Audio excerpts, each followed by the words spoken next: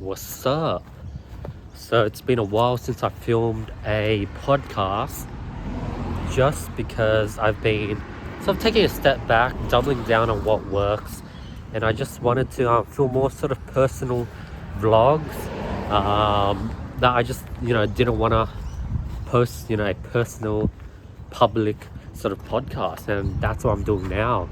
Also, it's just been a long few weeks. Been getting burnt out a bit too much, but yeah, I'm back on track. Things are starting to stabilize. I'm starting to get my footing again, and I'm going on a walk right now. That's exactly when I make this podcast. But yeah, I miss you guys, and I appreciate those who are watching. And let's update on what I've been doing. Beginning of this week, took a major step back and started planning how I was gonna hit 7 figures.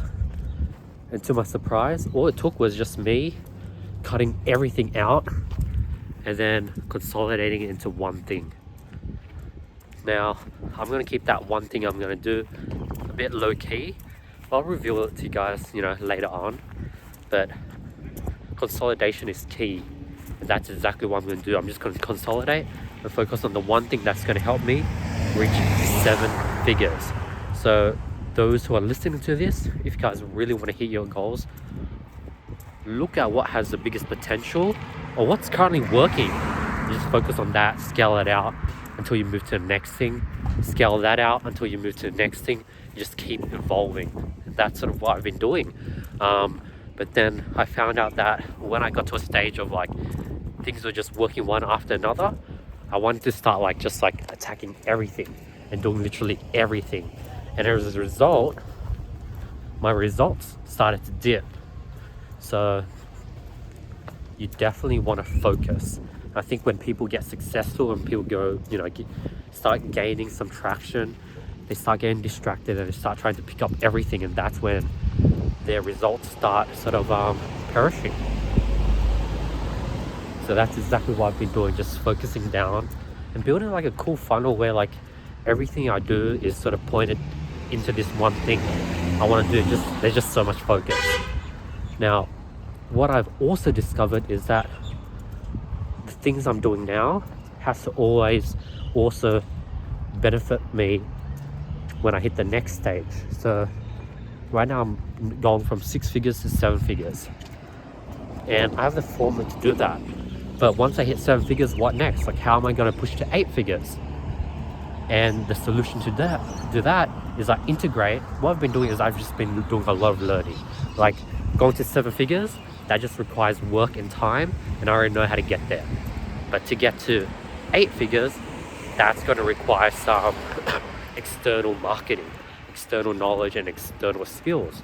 So over the next year, as I'm pushing for my 7-figure goal, I'm going to be doing a lot of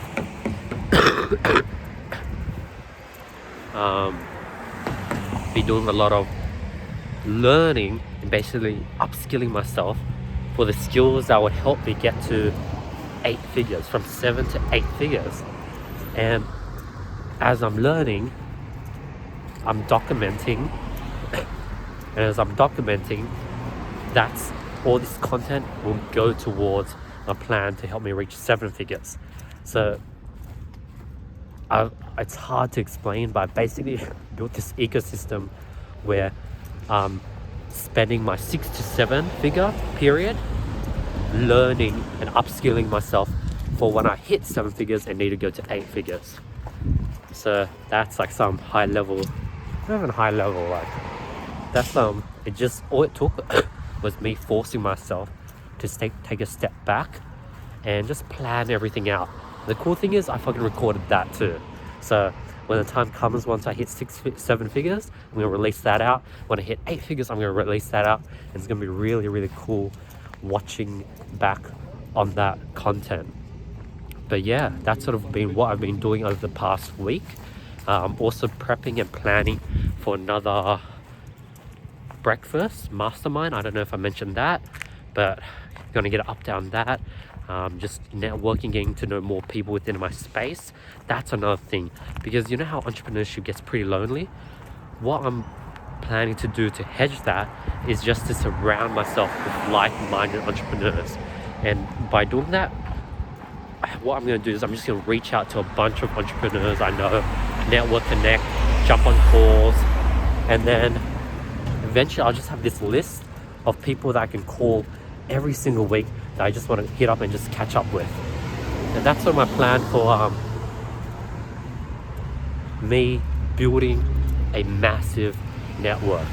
Just reaching out to entrepreneurs around my level, or they have a smaller following than me, or they have a smaller sort of skill set than me, or they've been doing entrepreneurship a bit less, even reaching out to people better than me. The problem with people that are better than you, it's hard to get them to sort of respond, because, you know, they are better than you, they are more busy. But that's why I'm going to invest and build a large network of people who are at my level or just below, because all those people, they're going to do big things. So my plan is to get to know every single kid that's in this new wave of entrepreneurship, because all these kids, similar to me, they're going to grow up to do big things. And imagine if I had just a network filled with them. So yeah, that's one of my plans. So if you're sort of new and just starting entrepreneurship, what I recommend you to do, this is something I'm just going to give away to you guys right now, is you should create a group filled with a bunch of other people just starting that are at your level. Imagine if you're a group of 10, 20 people who are just starting, and you just make it hella active. You only invite people who are active, and all 10 of you guys are supporting each other. There's a good chance that like 5 out of the 10 are gonna succeed, and everyone's gonna be pulling each other up. I think dude, I think I might do a video on that. What you should do is create a group of like-minded entrepreneurs, and you find these people through Facebook groups, the ones that ask a lot of questions, the one that comments on everything. You want to hit up them and be like, hey, I have this group of other like-minded entrepreneurs that are starting, would you like to join? And you basically be the leader, the glue that created this group chat, that invited everyone together, and one, that forces you to upskill and level up and keep you going, because now you have like a reputation to hold to. And two, as everyone sort of evolves, you could reach out and learn things from other people, share your knowledge, and everyone's just going to exponentially level up. Damn. And I think that would only work at a low level, because like the first thing that came to mind was like, oh shit, that plan I just gave away, does that apply to me? The short answer is probably no, just because entrepreneurs at my level, they don't have time to like be in a group chat and talk to people. Like, it's going to be a very silent group chat. I've been in mastermind group chats, and most of them are pretty silent, and there's not much communication whatsoever. But yeah, that's an idea for you guys. But what else has been going on?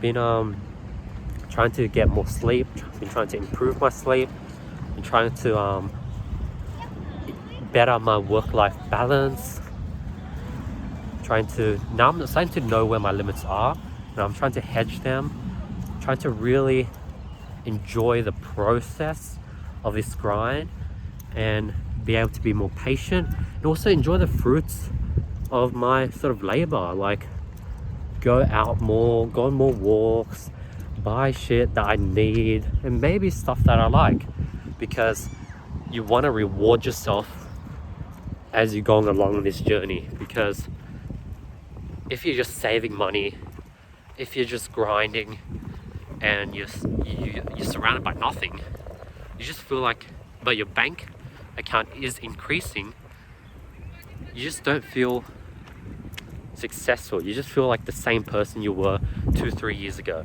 But the moment you start sort of becoming the person who's at that level, then do you start leveling up and growing.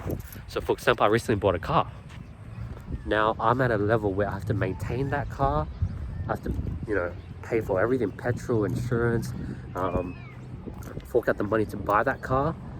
Now the fact that I have a car, I'm at that next level. I went from a person who doesn't own a car to a person that does own a car. And that itself is a level up. yes, I could have saved that money and just kept growing my bank account, but then I'll just be that same person without a car. And when you buy a car, you're essentially leveling up, and that's sort of a new sort of baseline that now you have to sit. You always have to own a car. The next step is buying a house and living on your own. Now you have to always live on your own. And you want to keep increasing that baseline, and the more you increase it, the more uncomfortable it gets. But the higher you go up, you're gonna sort of exponentially jump to the next stage. Like me jumping, like if I forced myself and bought a car, say 6 months ago, I would probably have more money now. I would have more money in that scenario compared to now. Why? Because I would have forced myself to be uncomfortable 6 months ago at a younger age. I would have forced myself to level up, make more money to make up for that spending, and that would have compounded, and by now I would have had much more money. So I'm pretty sad that, now thinking about it, like, fuck, I need to put myself in more uncomfortable situations. So I might move out very soon just to sort of eat the food that I advocate, to not be a hypocrite. Yeah, fuck, I might have to move out. I think the plan is I'm gonna like quadruple down on things that are working, stack up more chips and move out, because that's the next step. If I want to level up, I need to push myself in that uncomfortable state where every single month I have money due, and I don't have that uncomfortability right now. And some might say that without that comfortability, you're able to sort of be more free, relax, and grow more. But I think it's the opposite. Without that uncomfortability, you're actually restricted from that pressure. And that pressure is needed to grow. And I definitely felt that pressure after I bought the car. But yeah, that's today's podcast. These are short and simple. And I want to thank you guys who are listening to this. I really appreciate your time. And yeah, hopefully you were able to learn something and you enjoyed seeing the behind the scenes of what it is like to be like an entrepreneur. That's sort of what I've always wished for. I've always watched these YouTubers and I just sort of wanted a behind the scenes of what they're really like, rather than that showman like character that you see on YouTube. I wanted to get to know them, and that's sort of my goal with this podcast, that is super raw and real. But yeah, again, thank you so much for your time. I'm going to enjoy this walk now. I'm going to listen to some music and cool down before I go back home and pump out some more work, just because this morning hasn't been as productive as I like. So I'm going to make up for it after dinner. Peace.